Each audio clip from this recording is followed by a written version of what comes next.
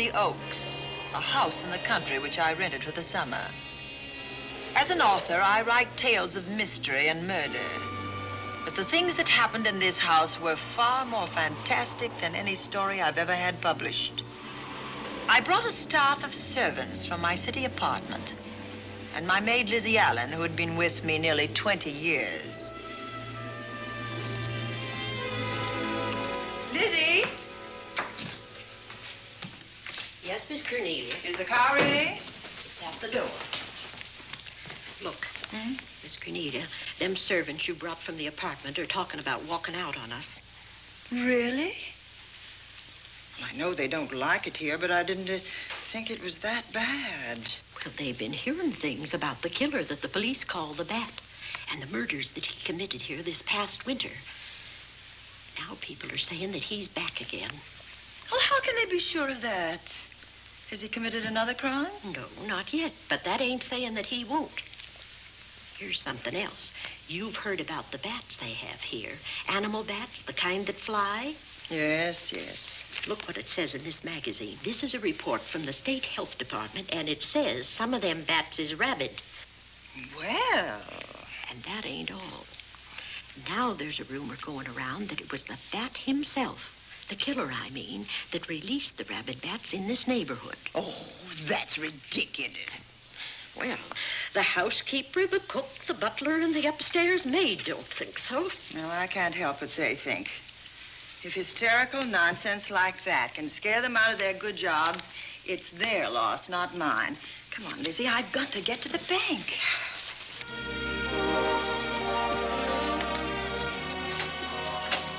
Drive directly to Zenith Bank, Warner.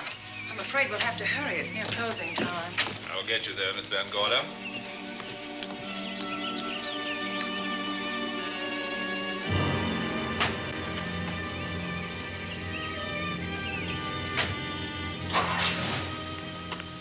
Thanks again.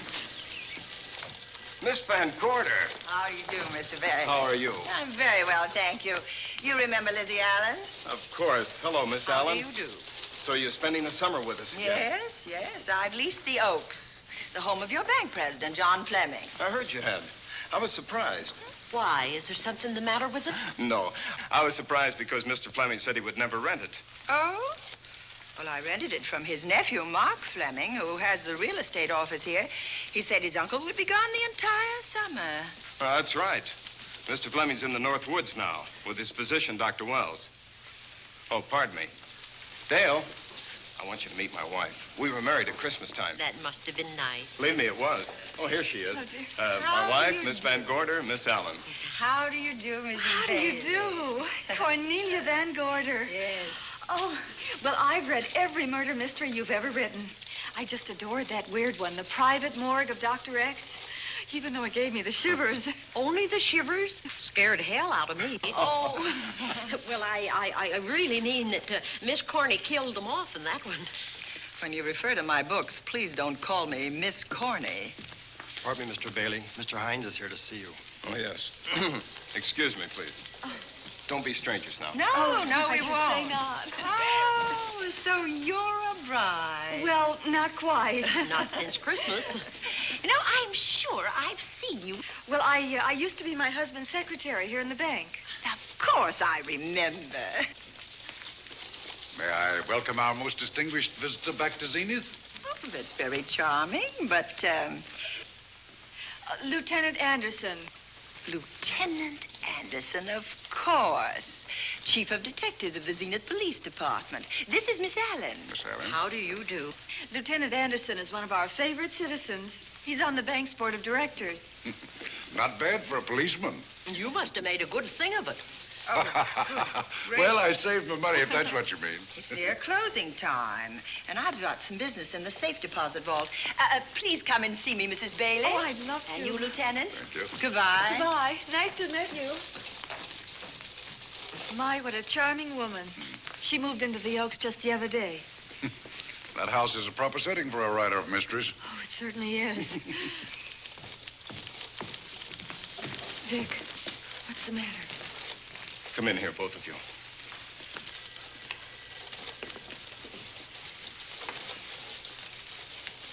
Andy, we're in trouble.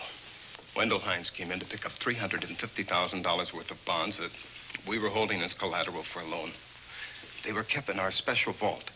Mr. Fleming and I are the only officers of the bank who have access to that vault. So? The Hines bonds are gone. That's not all. Other negotiable securities are missing. From what I can gather, short of a careful check, the bank has been looted of over $1 million worth of securities. You'll have to notify Fleming. I wish I could talk to him. Unfortunately, he and Dr. Wells are deep in the woods. They can't be reached by phone.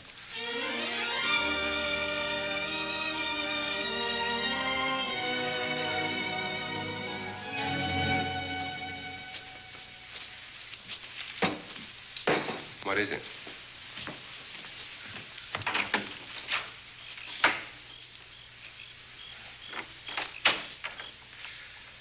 I thought I heard someone on the path coming from the lake. Had an idea it might be that guide of ours. Oh, Sam won't show up until morning. It's a 20-mile canoe trip from here to civilization. 5 will get you 10. Sam has a message for me.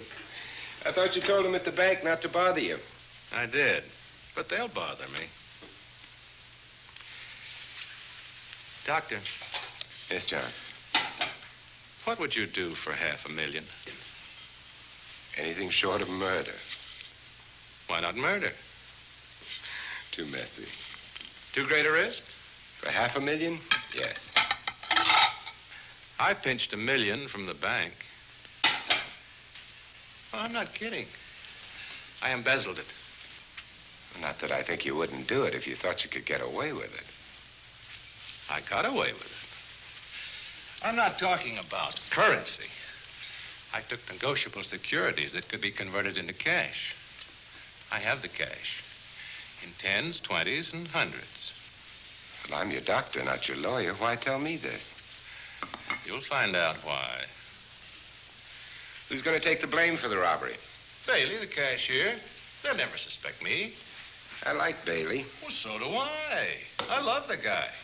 I gave him his first chance. He has a lovely little wife. Charming girl. Was the best man. Where's the $1 million? In my family's tomb in Zenith. In the crypt with my father's casket. I don't buy that, John. No? No. You forget that I had you in charge when you were a very sick man. When you raved in delirium. And I heard you talk about a hidden room. Now, where else could you put a hidden room except in that mansion you built? That white elephant you call the Oaks. Look, everyone knows I have a bad heart. Now, who would doubt it if you wired the bank directors that my heart had failed? That I had fallen from a great height here in the woods. And that I was badly smashed up. You could ship the body back for burial and instruct them not to open the casket due to the condition of its contents. Well, you realize, of course, that we'd have to have a body to put in that casket, which means that we'd have to deal with an undertaker at this end. Of course. Well, where do we get a body? Couldn't we provide one of our own? How about Sam? Sam, our guide? Sam weighs about as much as I do. He's practically a hermit. He wouldn't be missed for a long time. The local undertaker would know him. Not if we made him look as if he'd been in a serious accident. But if Bailey's going to take the blame, why'd he have to do this? A jury might acquit him. In that case, I'd be a logical suspect. I could disappear, of course, but it's safer if they think I'm dead.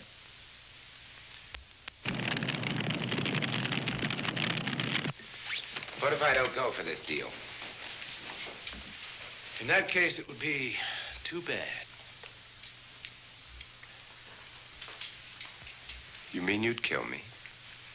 What else could I do? Now that I've told you about the $1 million, I'd say you were shot in a hunting accident. Now, look, Doctor, if you can find another body instead of Sam's, it's all right with me. There's $500,000 in it for you. I'll do my best. I smell smoke. So do I. What's that noise? Look, Doctor, the woods are on fire. It's coming this way. We've got to get out of here. Out the back way. We will. As soon as I provide that body we were talking about.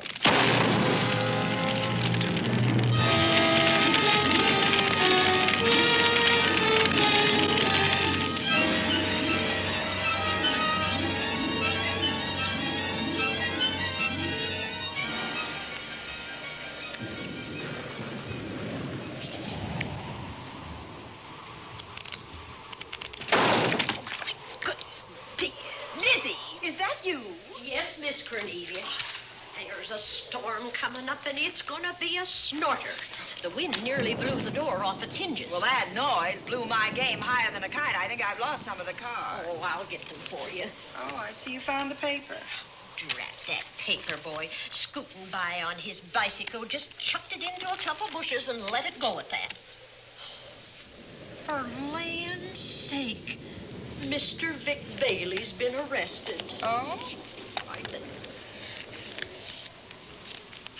Victor Bailey, vice president and cashier of the Zenith Bank, was arraigned before United States Commissioner Alvin Fielding, charged with the embezzlement of over $1 million. I can't believe Vic Bailey had anything to do with that robbery. Oh, well, I see our landlord is home again. Landlord? Mr. Fleming.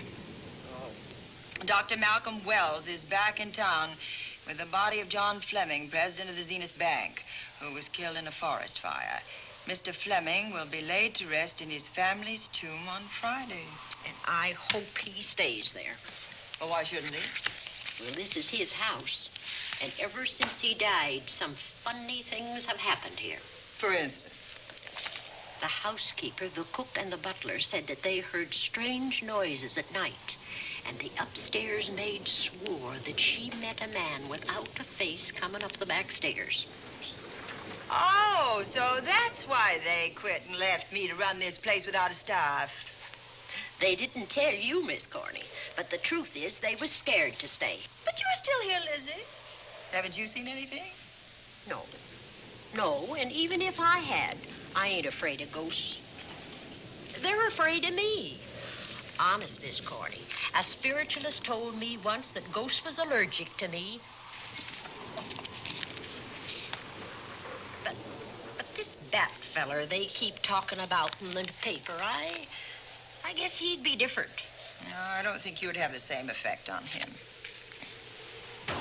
Oh, dear. What are they trying to do? Drive people away from this part of the country? Why, what does it say about the bat? His specialty seems to be killing women. My goodness, 2 of them in one night.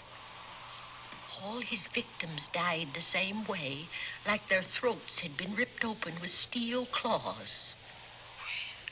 That's a charming little caper. I'll have to try it sometime. In a book.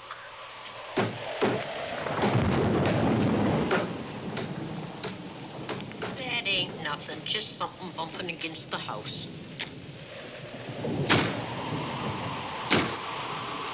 That's just the wind banging a door. Pay no attention to it. Listen to this. One of his victims, who lived for a moment after she was found, described the bat as a man without a face. Honest, Miss Corney, I think that woman must have been exaggerating.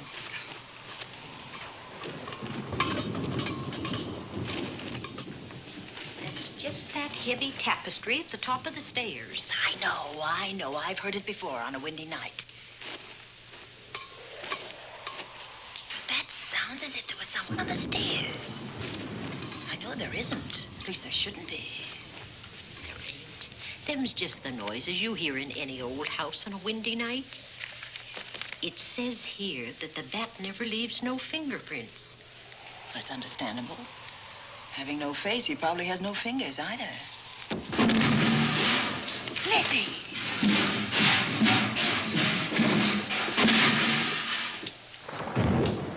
And that, I suppose, is the cat dropping its dentures. No, I don't think so. But I think it's something should be looked into.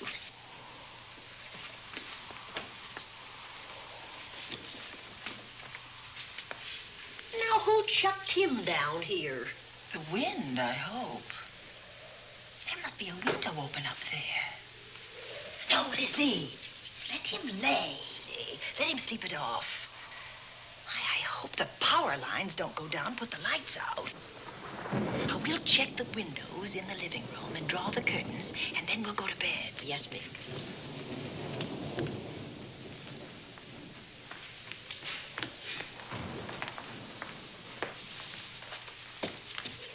I won't be a minute.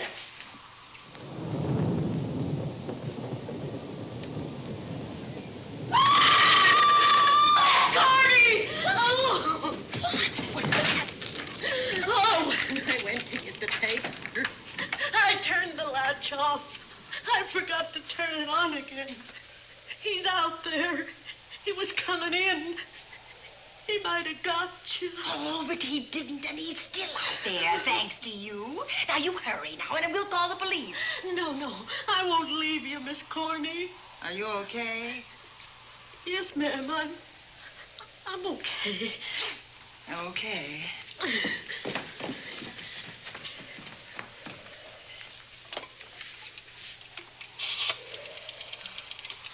Operator, give me the police department, please. Zenith Police Department. This is Cornelia Van Gorder. I'm living at the Oaks. We know about that, Miss Van Gorder. Just a moment ago, a man tried to force his way into this house. You're not alone there, are you? What about your servants? Well, I have none except my chauffeur, and he's away. He won't be back until the morning. Now, there's only 2 of us here tonight, and we're going to lock ourselves in my room. Now, if any of your men see anything, will you have them call me? I'll send officers over there right away. Oh, thank you very much. Come on, Lizzie. We're going to sleep in my room.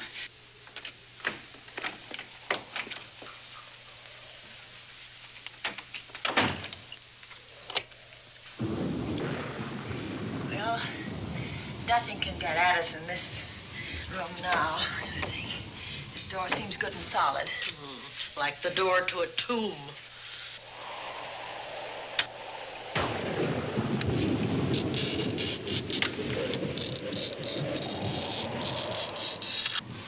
I think that couch will be comfortable. There's some extra bedding, you know. Yes, ma'am. Closet. Let's see now.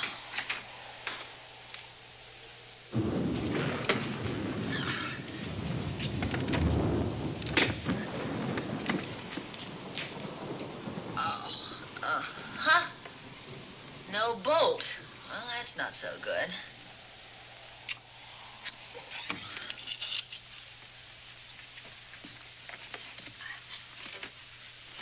What's that for?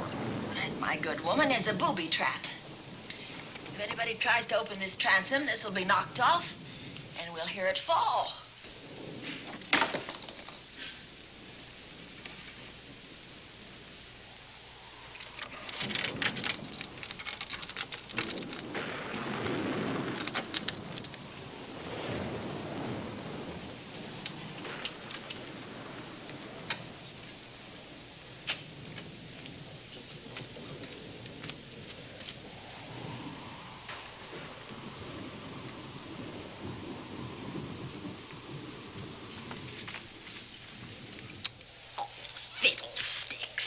I forgot my night things, my robe, my gown, and my slippers. I'll go get them now. Now, wait a minute, Lizzie. I'll go with you. Now, don't you bother, Miss Cornelia. My room's just down the hall. Lizzie, I told you to wait.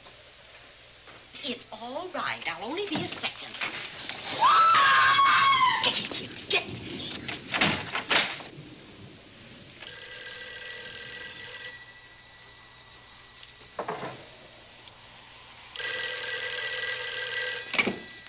Yes? Miss Van Gorder?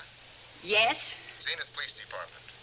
There's a police car just outside your house, and the officers in it have reported that there's no sign of a prowler anywhere on the grounds. Oh, the man's inside now. He's in the hall, just outside my bedroom.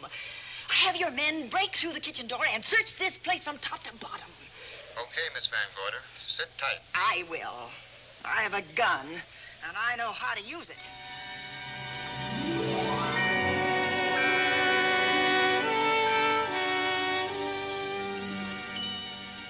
Oh, relax.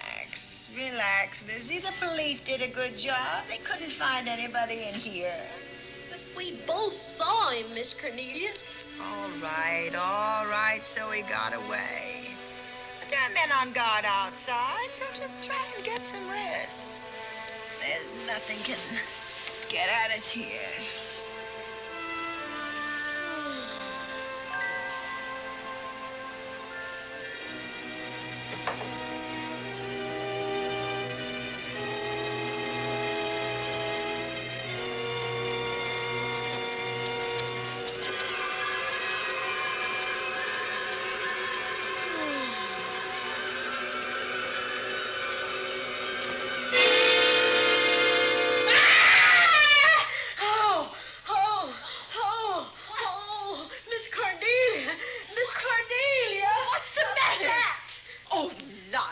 You've had a nightmare. Maybe I did.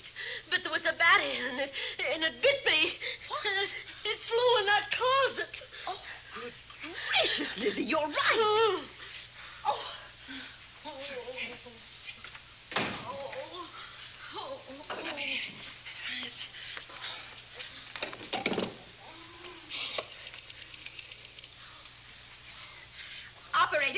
Operator, will you get me Dr. Malcolm Wells' office, please? No, I don't know his number, and I have no phone book up here, but this is an emergency. Will you connect me with his office, please? Oh, dear, I'm going to get the rabies. Hello? Hello? Dr. Wells' office? This is a call service. Dr. Wells is out at the moment, but if you'll give me your name and number, I'll try to locate him. Well, this is Miss Van Gorder of the Oaks.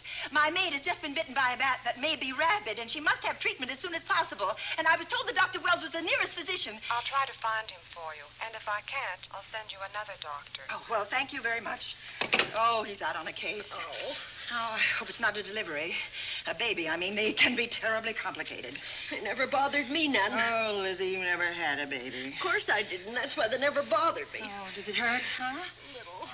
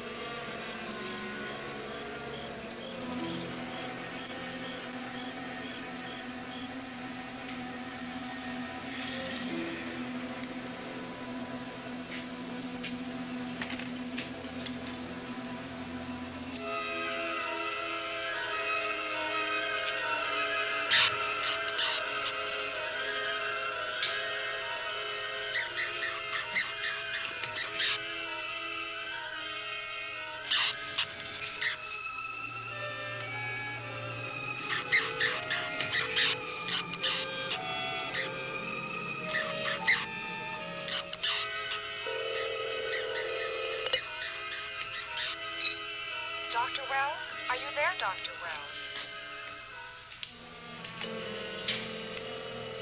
Are you there, Dr. Wells? This is the operator. Your call service is on the wire. It's an emergency. This is Dr. Wells.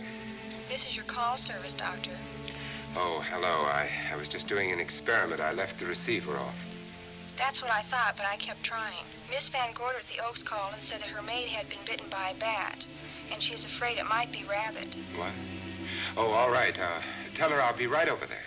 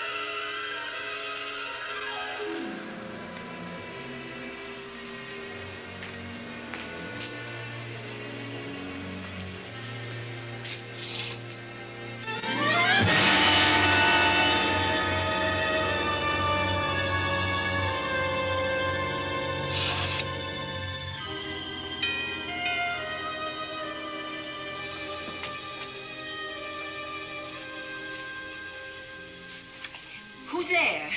Dr. Wells. Come in. Good evening.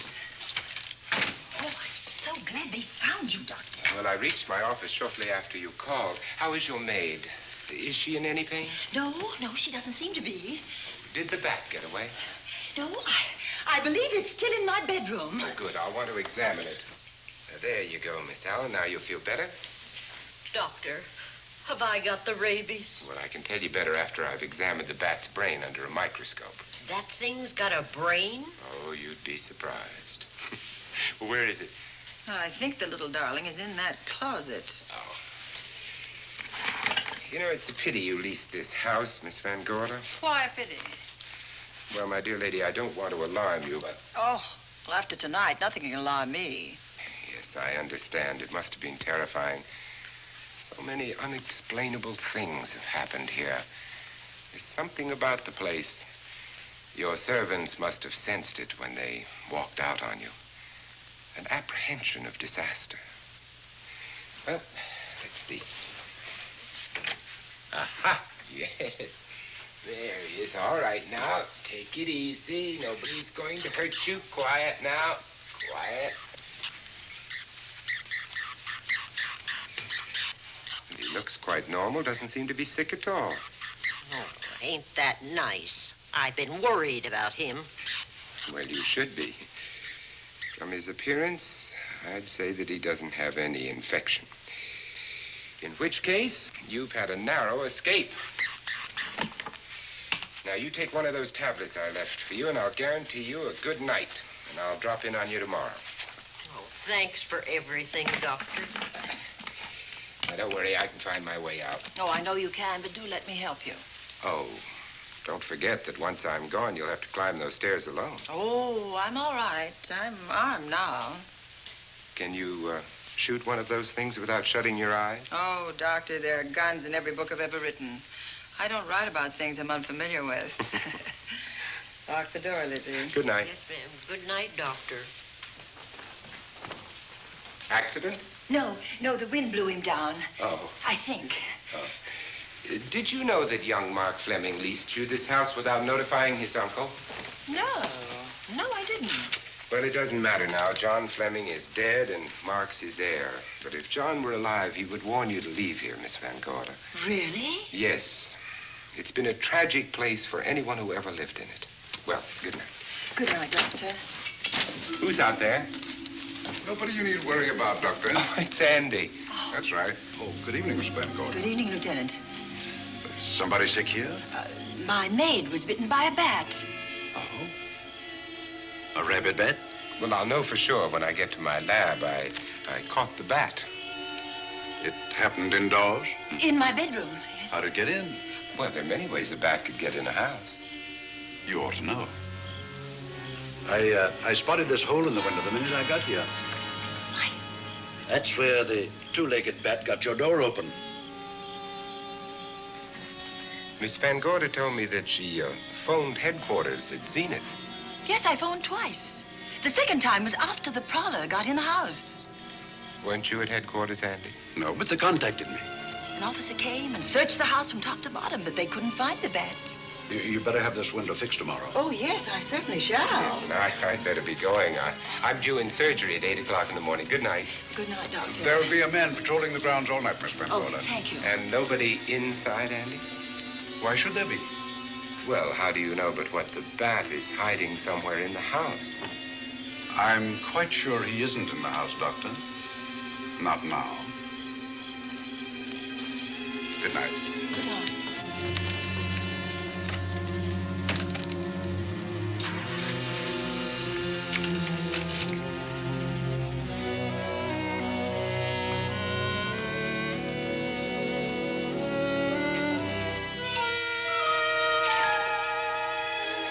Hi, Andy. Hello, Mark. Well, congratulations. Real estate business must be picking up. New office, new furniture. New deal. How do you like it? Looks expensive. Are you squandering your inheritance? Oh, I haven't got it yet. Well, the paper says John Fleming left his entire fortune to you. Funny thing about that entire fortune is that we can't find it. No kidding. Oh, all Uncle John had in his bank account was a couple of $100. And his safe deposit box was empty. If we don't find that missing million, mine will be empty, too. How come? Well, all my savings were invested in Zenith Bank stock. The examiners won't certify the bank is solvent until those stolen securities are found. So the stockholders have voted an assessment that'll wipe some of us out. It's a since those securities have been converted into cash. And if I can't find that cash, I'm sunk. Well, where are you going to look for it, Andy? Here in Zenith. Your uncle wouldn't take $1 million on a hunting trip, would he? You suspect Uncle John? Why, Andy, he founded the Zenith Bank. That'd be like robbing the family tomb. You think he wouldn't? Well, besides, Vic Bailey's fingerprints are all over the vault. Now, they didn't find any of Uncle John's fingerprints. Because he wiped them off. Can the defense prove that? They'll try to. Judy Hollander, Bailey's secretary, is a defense witness. And they believe her testimony will have a powerful effect on the jury. Oh, well, she has a powerful effect on me. Judy's a doll. Here's the book you mentioned, Judy. It's your newest one. Yes, it's just been published. You can have that copy if you wish. Oh, it's a first edition and you've signed it. Yes, of course. Thank you so much. May I serve tea now, Miss Van Gorder? Yes, please do, Warner. Thank you. Well, I see you've engaged new servants. Yes, of course. Well, how did you persuade them to live in this house? Well, Jane Patterson, my new housekeeper, knows this house better than you do, Doctor. Oh? She worked for John Fleming. And Warner was my chauffeur.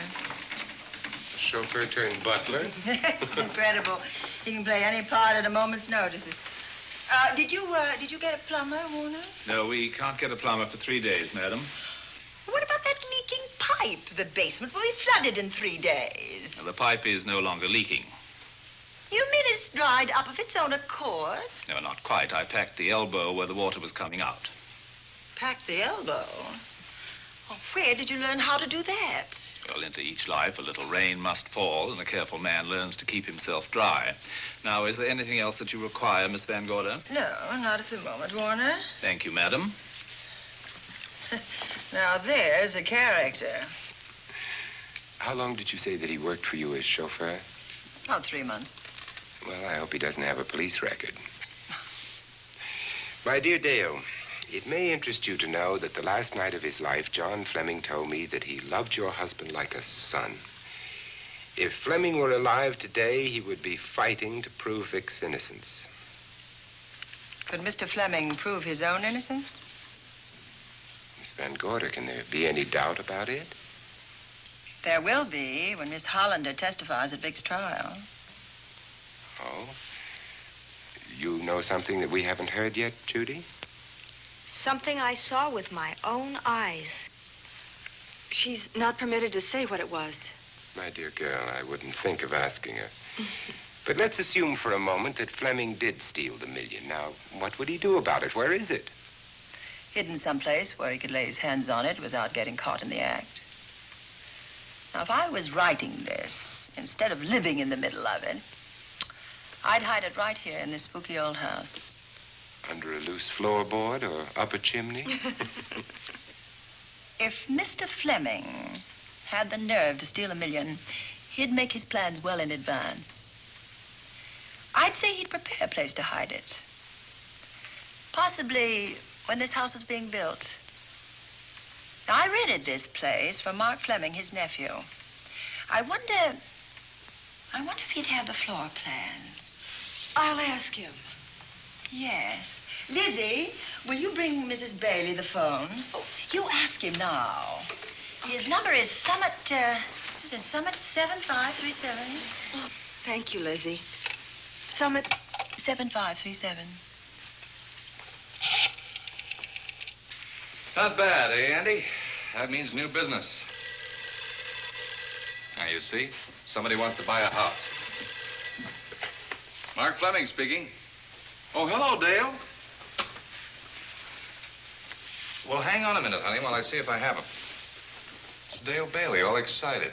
Miss Van Gorder wants to know if I have the floor plans of the Oaks. Now, what would she want with the floor plans? Well, she suggested to me that your uncle might have hidden the bank loot there. Are the plans here? Somewhere in the house itself. Wait a minute, there is a place where Uncle Johnny might have kept those blueprints. What place? Well, I heard him talk about it a good many years ago. I can't be sure of the exact location. Anyway, I don't think the old boy had the guts to steal $1 million. But if I find those plans, I'll let you know, Andy. Hello, Dale. Look, honey, I haven't seen those plans since I was a kid, but I'll come over tonight and maybe we can find them. Thank you, Mark. We'll expect you. He seems to think they're here in the house somewhere. He's coming over tonight. Well, that's good. Dale and Judy are my house guests for the weekend. Would you like to have dinner with us tonight? Oh, no, thank you. I couldn't. I still have a few calls to make. You know, if Judy's testimony is going to clear Vic Bailey and implicate John Fleming, others may get the idea that there's buried treasure in this house. Don't even mention your testimony until you're actually on the stand. Oh, I won't. That's a smart girl, Judy, and a very lovely girl. Well, good afternoon, ladies. Goodbye, Doctor. Dr. Will. Come on, girls, let's go.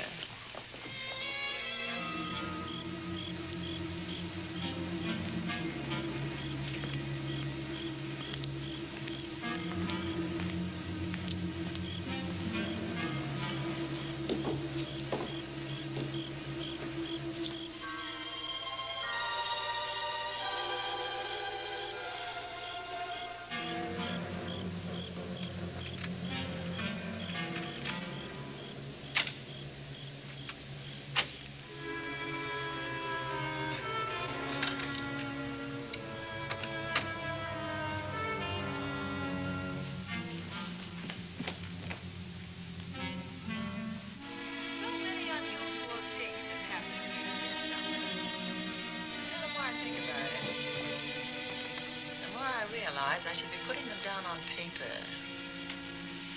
Weren't you your husband's secretary, Dale? Yes, I was. Do you take shorthand? Mm-hmm.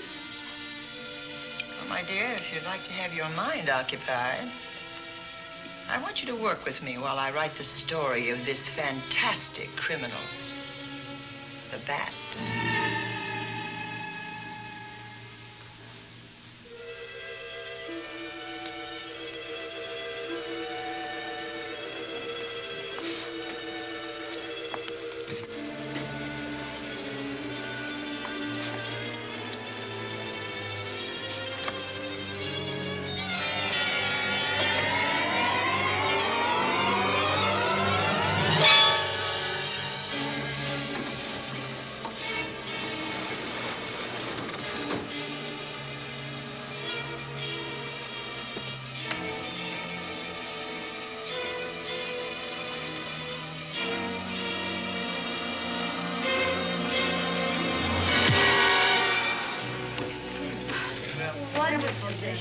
Thank you.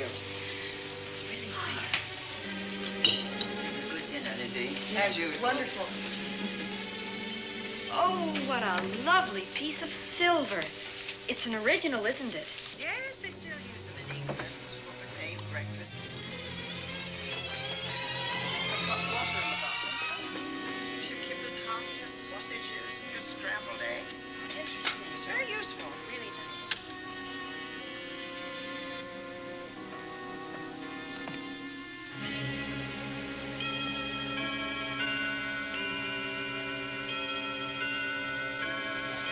Clock hasn't struck the hour in the last 10 years, if I'm to believe what Mark Fleming told me. Why is it angled away from the wall like that? I don't know. Somebody must have moved it. Lizzie, very likely when she was dusting. Wait a minute. Did you know there's a door in this paneling? No, I didn't.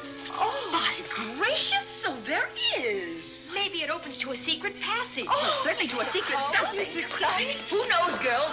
We'll be about to stumble on that missing million. Oh, this is panel. There's a panel. There must be some gimmick to it. There always is. Yes, it moves. It moves. Oh.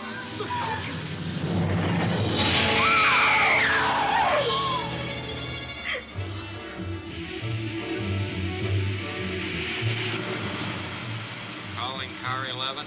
Calling car 11. Proceed to the Oaks in Zenith Township immediately. A homicide has been reported. Okay. Proceeding to the Oaks. Notify the county coroner, Dr. Wells. Tell him to come to the Oaks at once.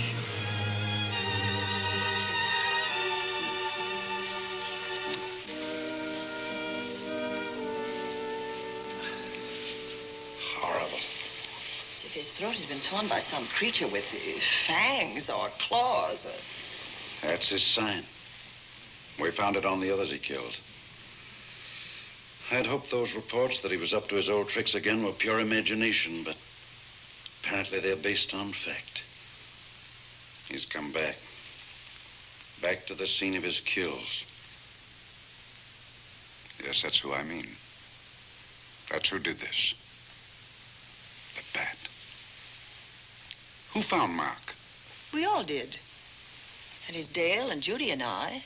Lizzie was in the dining room. This is my new housekeeper, Jane Patterson. You know, she worked for John Fleming. I know her. Where were you, Mrs. Patterson? In the kitchen, cleaning up. I cooked the dinner tonight. Did you know that the secret closet was here? It was behind the grandfather's clock. Well, it was I who found it, really. Noticed the clock had been moved and the door wasn't quite closed. I'll get it.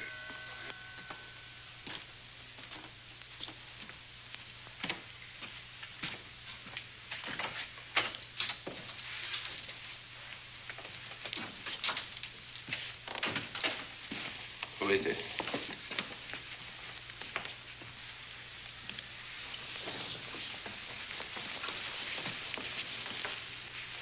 Mark Fleming. As coroner, you saw the same wounds on the others. How long's he been dead? Oh, I'd say about a half an hour. Do you believe it was the bat? That's a bat's trademark. Perhaps he's still in the house. That's possible. Why should he be? Because he's looking for something, and like you, he believes it's here. And he's a persistent killer. I would advise you to get out of this house as quickly as possible, notwithstanding our expert police protection. Have you called the morgue? They're on their way here. Oh, good. I want to examine the body before they get here. May we take it into another room? Yes, to the sunroom in the back. Thank you. Give me a hand. Excuse me.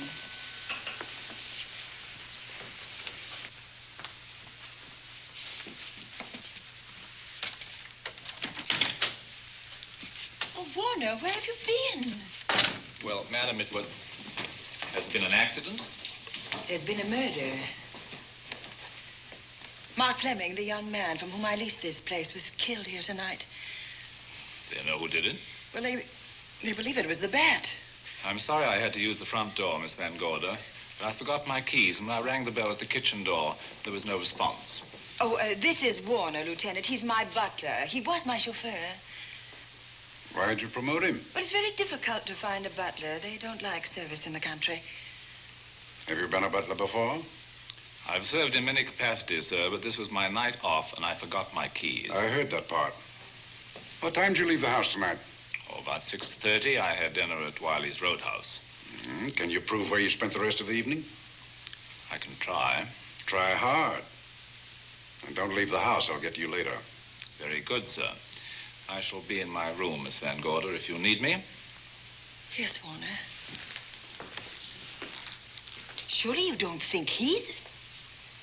Warren and I've met before. I can't recall where or when, but I will.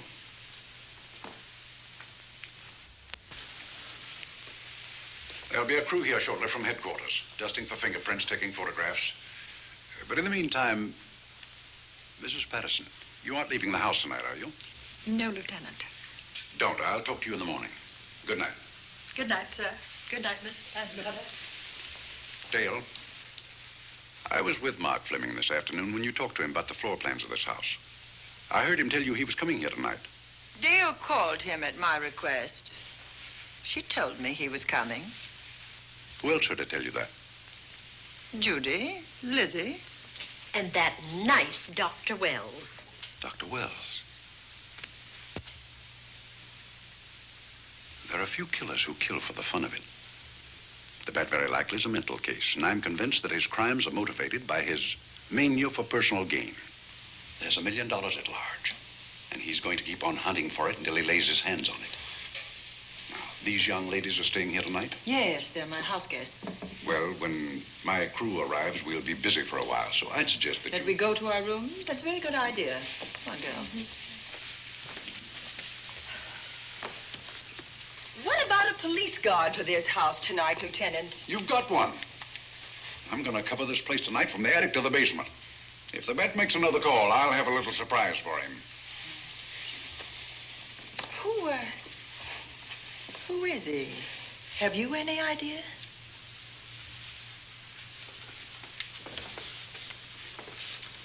He could be anybody. So far, there are clues to his identity, but nothing we could take before a jury. I'm afraid we must look higher than the criminal world. He may be a merchant, lawyer, doctor, scientist, one of the pillars of his community. Ladies, lock your doors tonight. Stay behind them. I promise you you'll be safe. Good night. Good night, Lieutenant. Good night.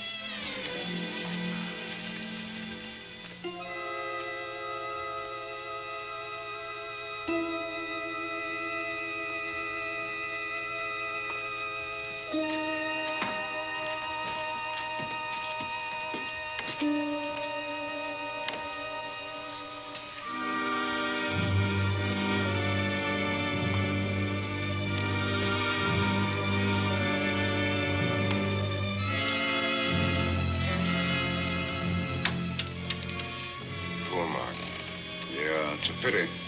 So young. Well, Doctor, do you agree it was the bat? In my report, I shall say the death was caused by the same technique used in the other killings. A paralyzing blow to the throat, followed by severe lacerations of the jugular, resulting in excessive hemorrhage. In a layman's language, he didn't know what hit him. Oh, he knew. But he didn't have time to think about it.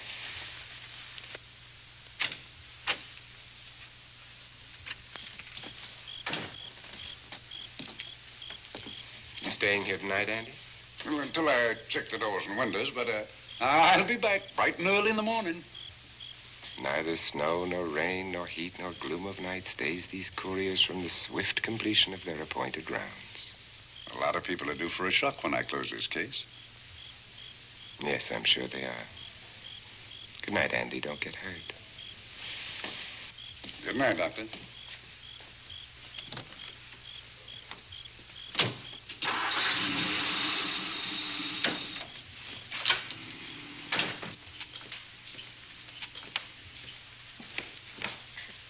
You know, I think we'd better let you get some sleep. Oh, Lizzie and I share this room for mutual protection.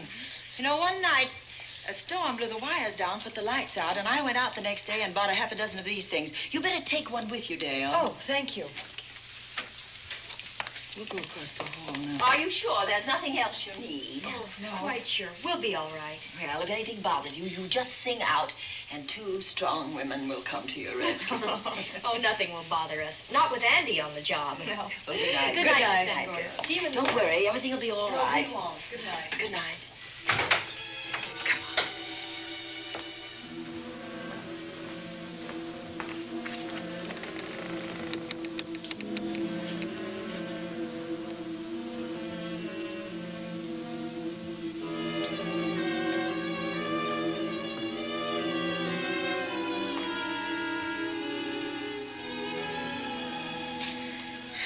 I don't think I'll sleep tonight. Me neither. All I can see is poor Mark Fleming staring at us.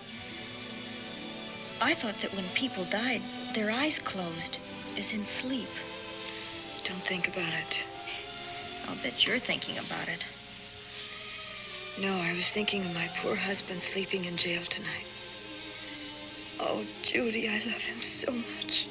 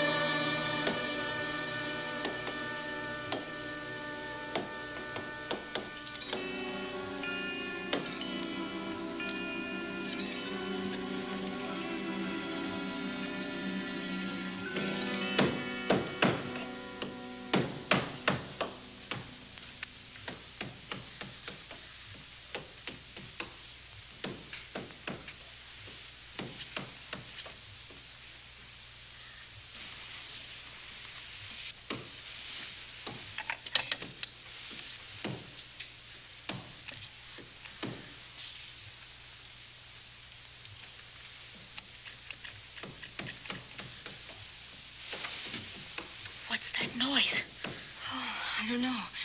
I kind of fell half asleep. For a moment, I thought it was something from a dream. It's somewhere in the house. Yes, on the floor above. Not directly over us. Probably a room overlooking the driveway.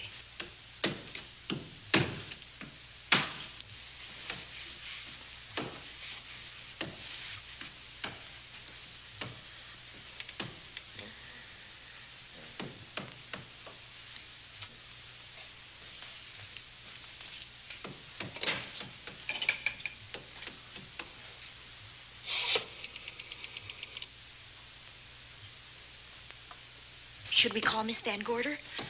She'll hear it. How can she help but hear it? Oh, besides, we don't want her to think we're a couple of hysterical women. Well, I'm about to become one. Dear. I've had it for one night. Dale, you're not going out in that hall. I want to know what's happening up there. But Lieutenant Anderson said if we stayed behind our locked doors, we'd be safe. Vic isn't safe locked up in that jail. Oh, suppose that stolen money is in this house. Mark Fleming seemed to think it was. Maybe that's what somebody's looking for.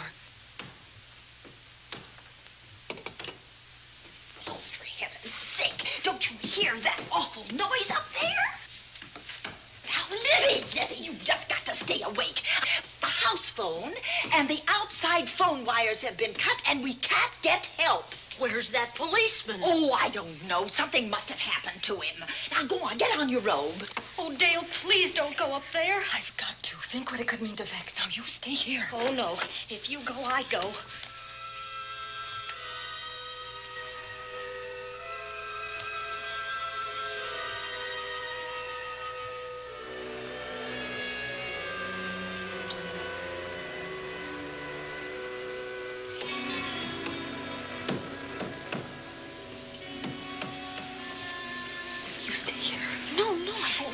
They're alone. You wait here. I'm going to see what it is. Oh, please let me go with you, Judy, will you warn me if anyone comes? I'll only be a moment.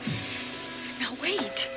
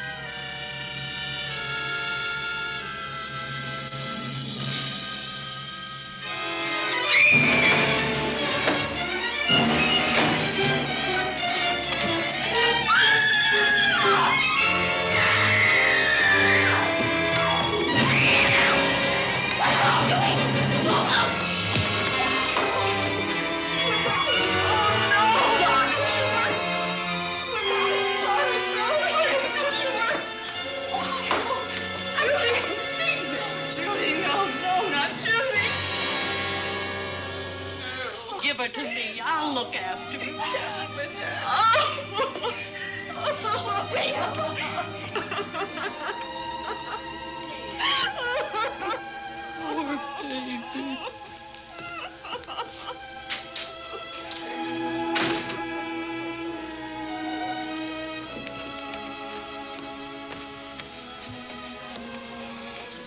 Judy.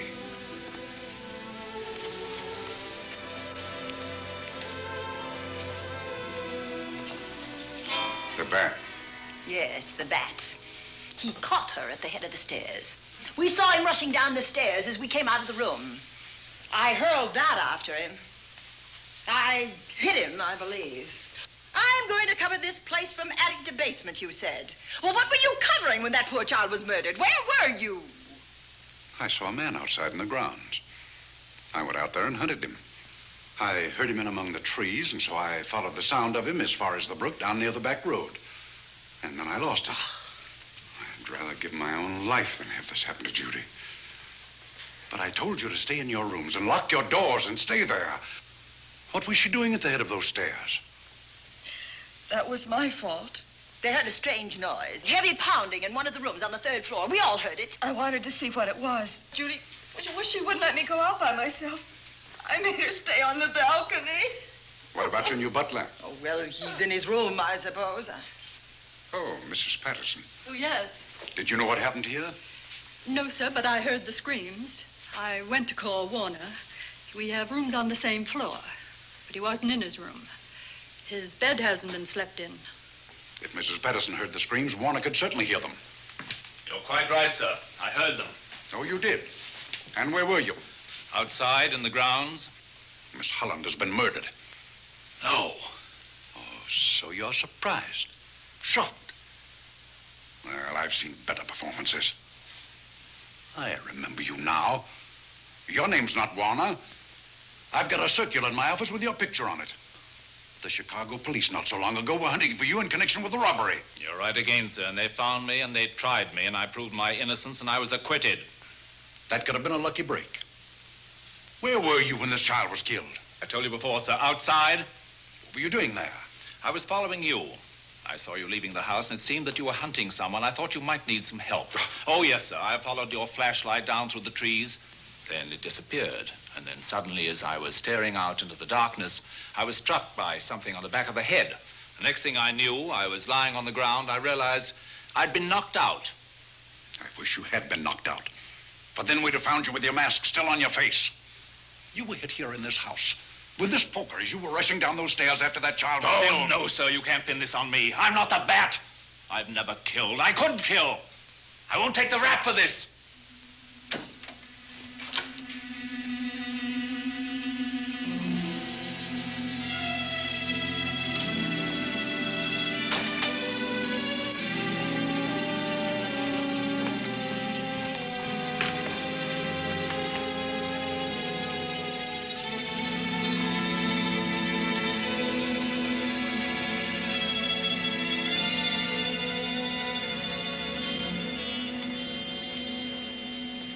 Doctor. We have another case for the county coroner. You see, the bat came back. Why did you come back, Doctor? Well, I had an accident about a mile down the road. The right rear wheel of my car came off, and I plunged into the ditch. This was the nearest house, so I came here to call for help. I thought I'd find you around, Andy.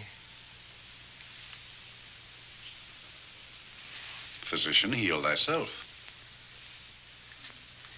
You must have been hit by something on the back of your head. I told you I had an accident. So you did, Doctor. So you did. I could be wrong. But maybe I'm not. We shall see. All right, dear, let's start a new chapter. For days, the murders held the headlines. Lieutenant Anderson grilled us and ransacked the house from top to bottom. Warner was not placed under arrest, but his every move was watched. At night, except for a detective on guard in the house, the police and the reporters left us alone. And on one of those nights, without telling Lizzie or anyone else, I pursued a secret investigation of my own.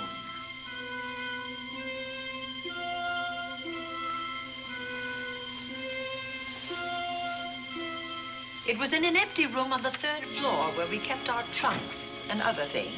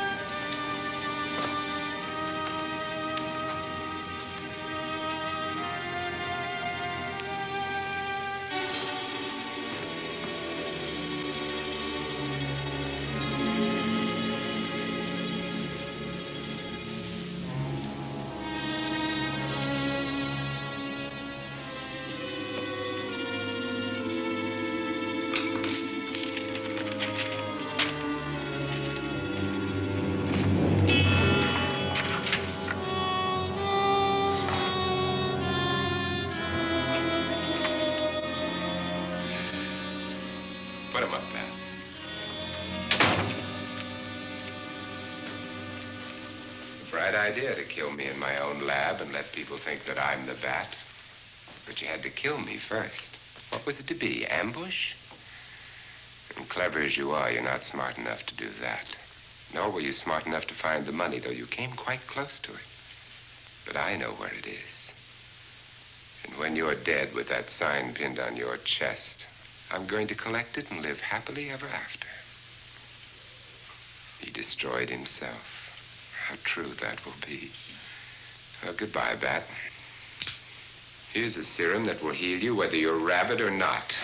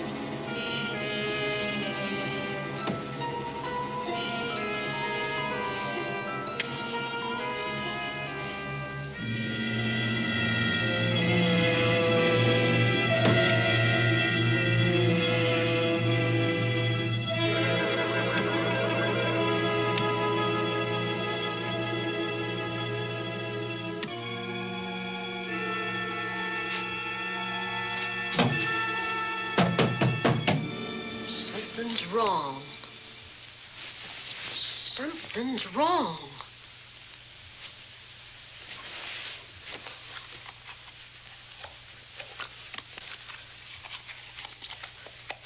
Miss Cornelia.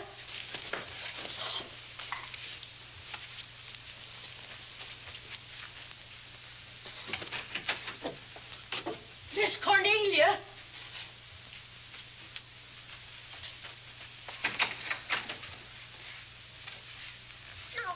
Where would she be going at this time of night?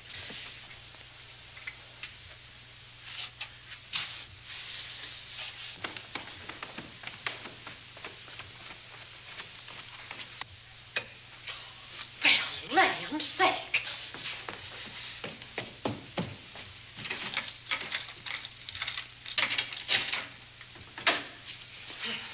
I never.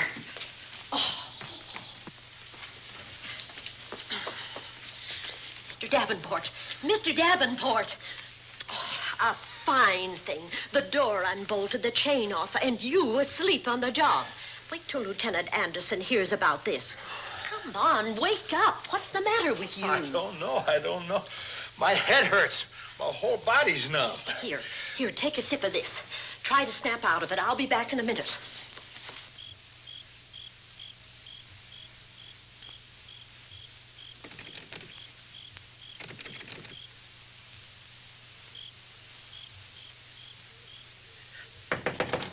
Will you? It's Lizzie.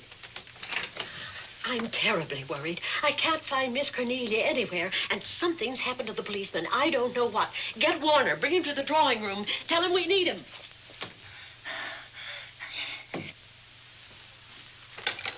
Are you all right now? Yeah, I'll be all right in a minute. I remember now. I took a drink of wine from that decanter there. Miss Van Gorder told me to help myself. She wouldn't put nothing in it? Well, somebody did. Somebody who knew I was on duty here. Then it was somebody that got Miss Van Gorder. I can't find her anywhere. Upstairs, downstairs, or in the basement. I told the housekeeper to get Warner. Lieutenant Anderson will want to know about this. Hello. Yeah, this is Davenport at the Oaks. We've got trouble here. Well, for one thing, I was drugged.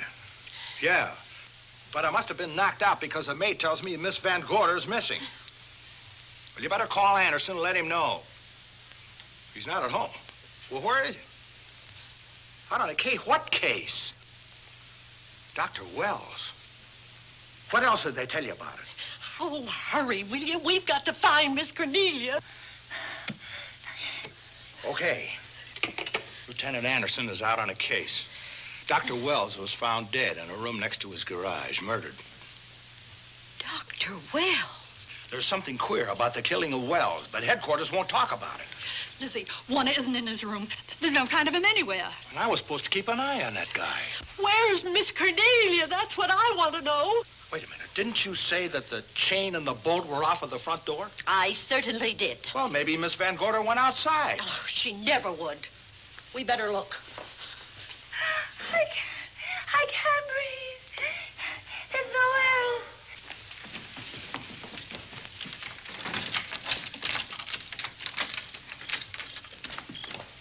Miss Cornelia. Oh, Miss Van Miss Gorder. Cornelia. Miss Cornelia. Miss Van Gorder. Look. There's a light in that room on the 3rd floor. Were you up there tonight? Well, of course I was, but I turned the lights out before I came downstairs. Then Miss Cornelia might have turned them on again. That's where we're going to look first. Come on.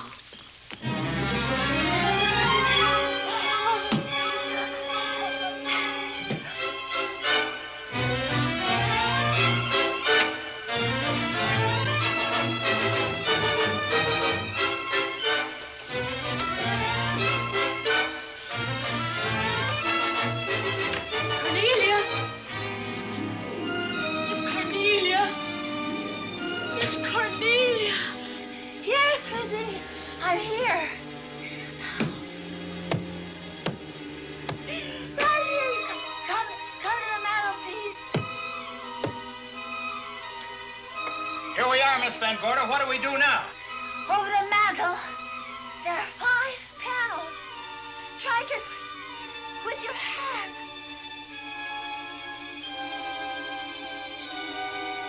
Which panel did you say, Miss Van Gorder? Oh, I just can't. Miss Van Gorder, which panel? We couldn't hear you. She said strike it. What difference does it make which panel? Strike them all. Look.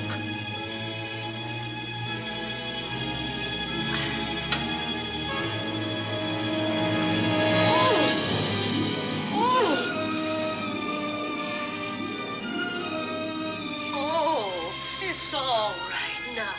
It's all right, dear. Lizzie's here.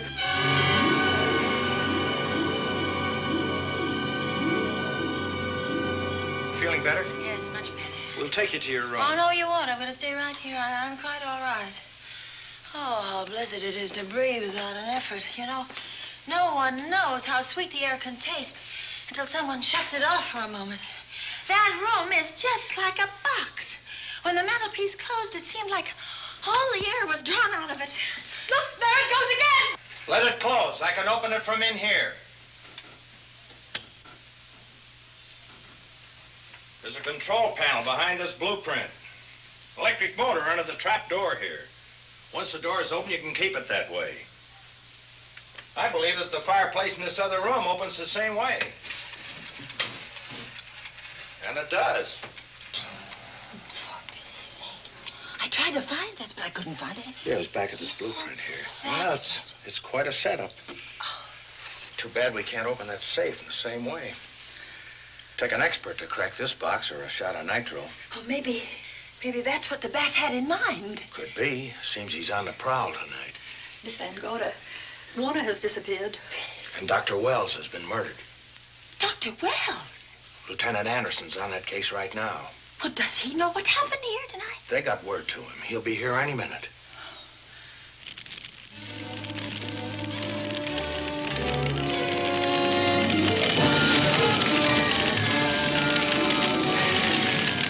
What's that noise? Miss Van Gorder, the garage is on fire. Scott, look at that. Lizzie, put that light out in the other room. Now, where are you going? To report the fire. Well, you just stay right here. But Miss Van Gorder, the garage. Well, let it burn. You watch the stair. Can't you see that fire was set to get us out of the house? Out of the house? Were you talking about the... Yes, I'm talking about the bat. Now that the lights are out, he'll think his trick has worked, and we've gone. He'll be here any minute. Well, so will Lieutenant Anderson. I hope so, but the bat will be here first. And he'll kill again if we're in his way. We've got to be as clever as he is.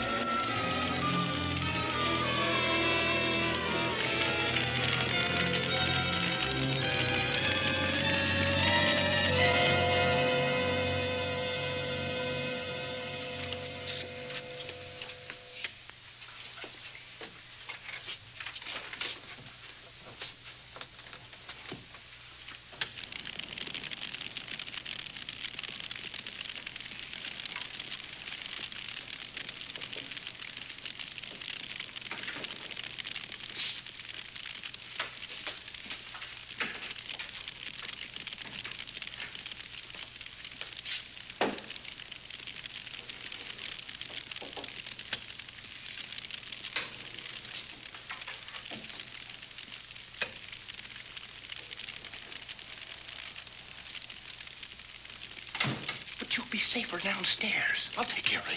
Well, the others can go, but I'm going to stay right here. All right, but get out of sight.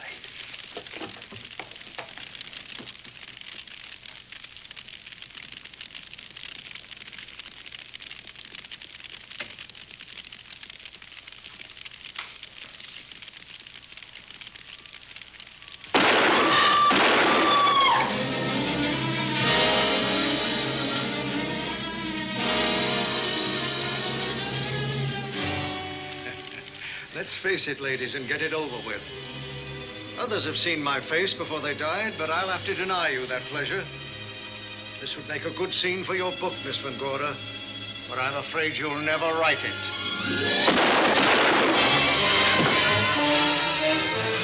That is Warner. I couldn't tell. You misjudged me, Miss Ellen. Warner! I don't like being a murder suspect, Miss Van Gorder. I was headed for a plane, but halfway to the airport, I changed my mind and came back.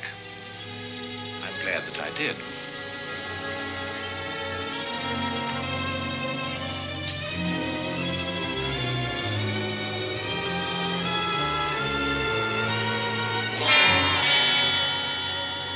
Why, it's Lieutenant Anderson.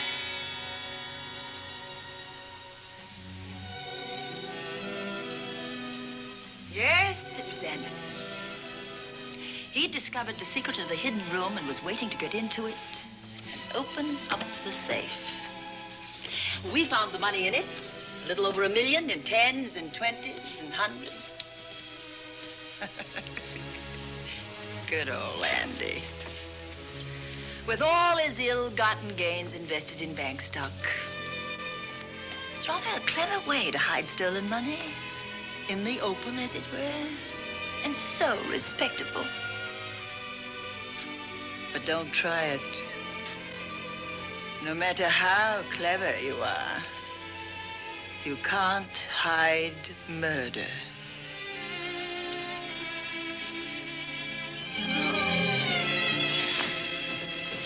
Well, that's it, Dale. That's the end.